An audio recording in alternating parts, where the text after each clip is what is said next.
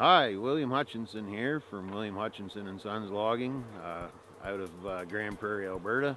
Here to discuss just a little bit of the procedure of what we're doing here for the local farmers in the Ridge Valley area. We've been able to manage to get a contract with Norboard, which is purchasing the popple from us, so that we can clear this ground and it be turned into grazing land and or hayfields. So definitely a benefit for the local farmer, knowing that there's actually some money to be made off of their wood that they can turn around and use that money to go back into the development of the fields and the grazing. We just got started this year. I do have 29 years of logging in my history. Everything from selective harvesting to clear cutting to logging with horses. Started out with horses and made my way up to what you see here today is mechanical equipment, where obviously the production increases as well as the level of safety.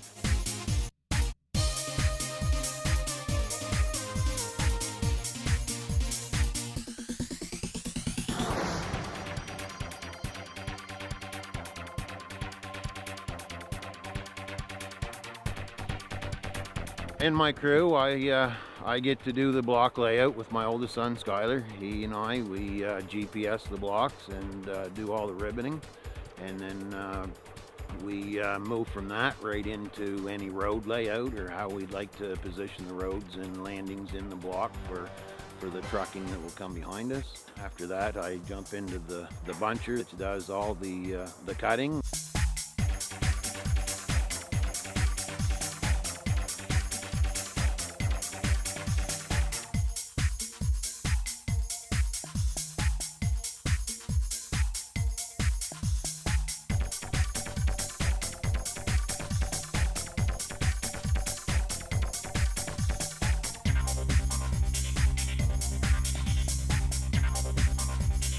My 20-year-old son, Scott, is proudly sitting in the grapple skidder who skids all the wood roadside for my 25-year-old son, Skyler, who is in the processor to process it and make a quality product for the mill. That machine right there requires complete concentration in operating that. There are 26 different functions that you do with two hands. To be able to get your brain and memory wrapped around 26 different functions, come a long ways from a chainsaw.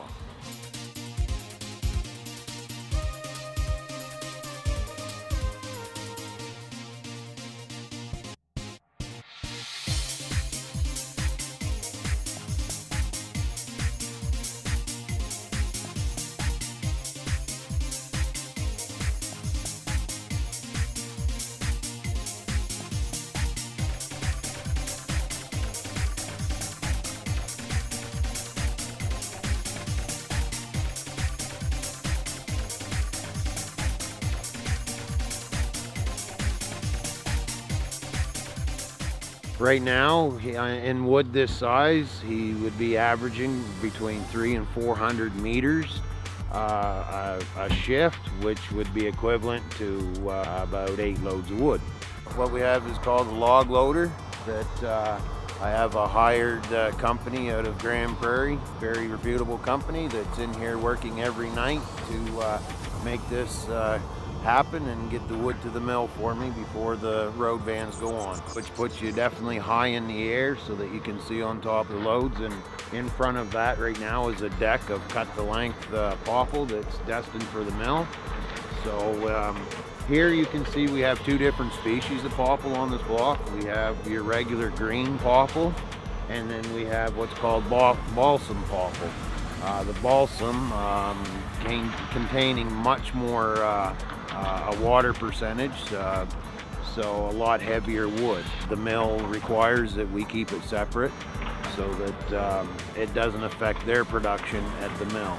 The same as the cut to length. We are scored on a basis of quality of the wood that we do.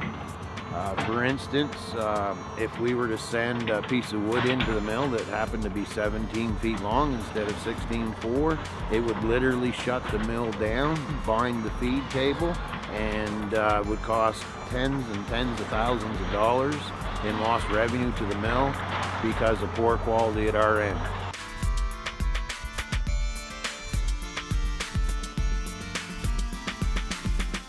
These blocks have been sitting for a number of years because big contractors obviously can't afford to bring their equipment in to do a job like this, whereas staying small and efficient the way we are, we'll continue to be able to prosper on small ground like this and help the local private woodlot owner as well as farmers. It's been great getting started in Alberta, and I certainly see where there is a market here to service the small guy as well as the local farmer.